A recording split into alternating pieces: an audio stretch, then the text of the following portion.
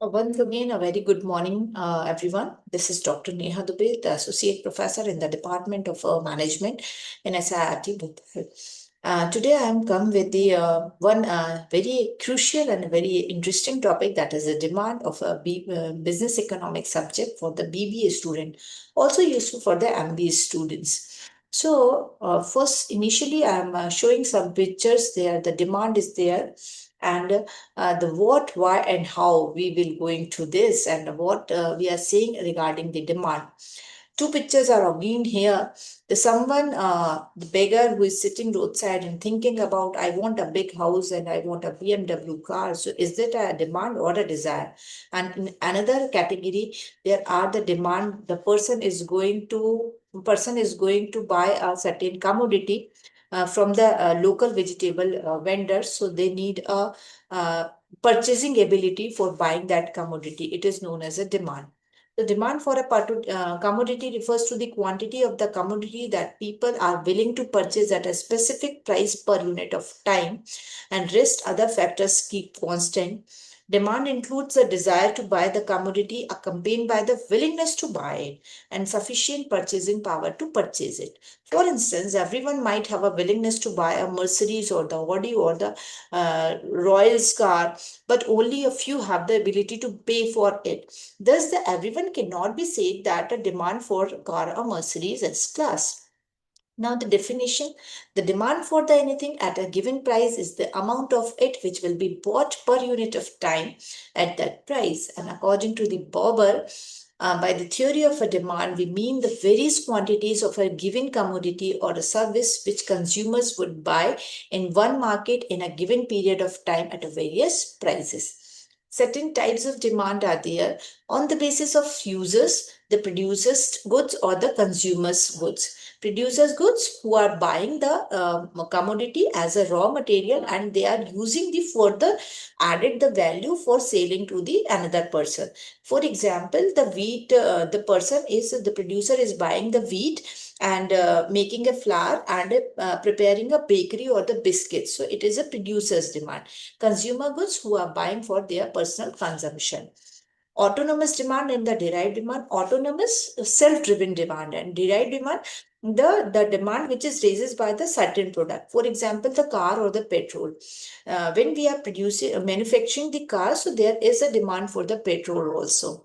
On the basis of scale of uses, the company demand and the industry demand. Company is a individual or the sole firm or the authority, and where the industry is the combination of the different companies. Short-term demand in the long run.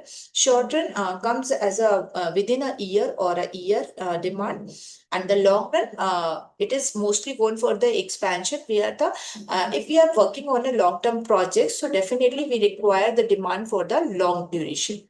Demand for the new durable goods and the non-durable goods. Durability, decided it, the certain commodities which are durable, that is the electronic items or the gadgets, which is are the durable long lasting goods, and non durable use and throw kind of. Once we have consumed it, the durability has been expired on that of them.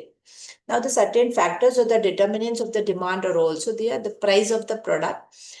First one, the price of the product is definitely said that if the price of the product is increasing, so the demand is decreasing. So price is making a very much important effect on the demand. Price of the related goods, definitely if the related goods are comes into the category of a substitute, so the customer can switch to the substitute goods for fulfilling their needs. And the complementary goods are there, so the price of the complementary goods are increasing, so definitely the price of that goods also increasing. Now, the consumer incomes, if I have increased my income, or I have a more resources of income, so that I'm used to buy the more product also. Consumer taste and preferences, definitely the taste and preferences affect the demand for a particular commodity. If the price certain commodity comes into the category of say 100 rupees, but I didn't like that product, so I am not spending 100 rupees. And if the product is coming, the price has been raised 100 to 200 rupees, but it is, I am brand loyal of that product, so I still buy that product at the 200 price also. Advertisement and expenditure, it comes as a cost of advertisements, but the promotion is a very crucial part for raising the demand. Consumer expectations, what are consumer expected? That's why the trend or the taste and preferences are so being changed, that the multiple options have to think innovatively by the entrepreneurs or the manufacturer for sustaining in the market. Credit facility, you have seen through the in a very product or the good products, especially in electronics and the most of the durable goods product, the credit facilities also offered. That's so that the consumer do not hesitate for buying that commodity just because of a lacking of money in that particular time. Population of country, definitely, and the distribution of a national income. The national income is what the GDP means, the whatever the producing in the country, but also the person residing in another country and whatever they are earning that counted in our country. So this is known as a national income. So we will definitely with the or more proper examples and diagrams explain this one by one in a next lecture. So till then, thank you and have a nice day. Hopefully, I'm able to explain you properly and you will get the good knowledge and the basic information about the demand. Thank you. Have a nice day.